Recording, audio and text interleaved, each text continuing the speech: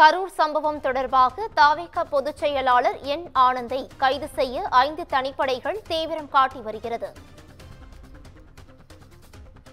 முக்கிய செய்தியாக பார்த்து வருகிறோம். ஆனந்தை கைது செய்ய 5 தனிப்படைகள் தீவிரம் காட்டியுள்ளன. முன்ஜாமீன் மனு தள்ளுபடி செய்யப்பட்டுள்ள நிலையில் சென்னை, சேலம், ஈரோடு என 3 மாவட்டங்களில் ஆனந்தை கைது செய்ய தனிப்படை போலீசார் தீவிரம் காட்டி வருகின்றனர்.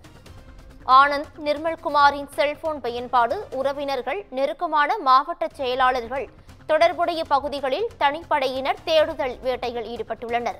இதுகுறித்தான மேலும் விவரங்களை வழங்குவதற்காக எமது செய்தியாளர் கிருஷ்ணமூர்த்தி மீண்டும் இணைப்பில் இணைகிறார். கிருஷ்ணமூர்த்தி, வணக்கம். இது குறித்தான முழு விவரங்களை பதிவு பண்ணலாம். நிச்சயமாக கரூர் மாநகராட்சிக்கு உட்பட்ட வேலுச்சாமிபுரத்தில் கடந்த 27ஆம் தேதி அன்று தமிழக வெற்றி கழக தலைவர் பரப்புரை மேற்கொண்டார். அப்பொழுது கூட்ட நெரிசல் காரணமாக 41 பேர் உயிரிழந்த நிலையில் 100க்கும் மேற்பட்டோர் காயமடைந்தனர்.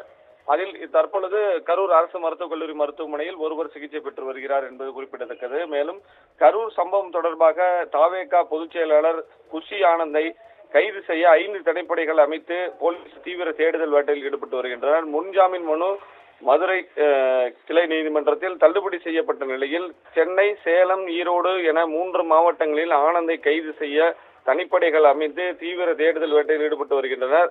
தவிக பொதுச் செயலாளர் ஆனந்த், இணை பொதுச் செயலாளர் நிர்மல்குமாரை கைது செய்ய 5 தனிப்படைகள் அமைத்து தற்பொழுது அவர்களை தேடும் பணியில் போலீசார் தீவிரம் காட்டி வருகின்றனர்.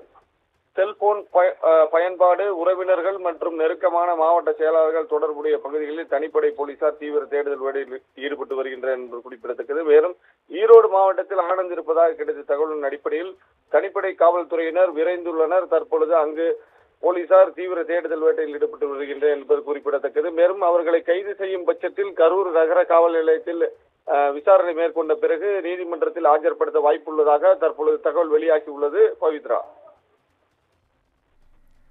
கூடுதல் விவரங்களுக்கு நன்றி கிருஷ்ணமூர்த்தி.